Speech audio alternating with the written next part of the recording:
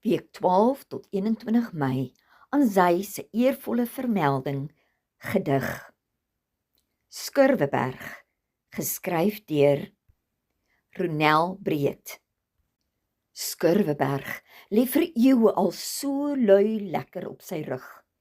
Een arm agter sy ronde kop, ander een sommer so oor sy skewe lyf. Een been half opgetrek, die ander lank uitgestrek, sodat die kliptone net aan die meer se water raak. Berg is doodtevrede, eeu in en eeu uit, net in een posisie te bly.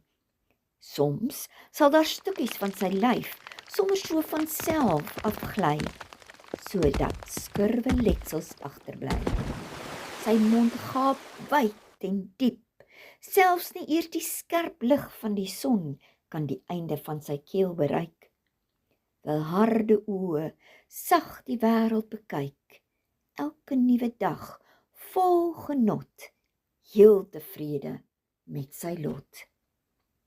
Voorgelees en saamgestel deur Christa Diedericks.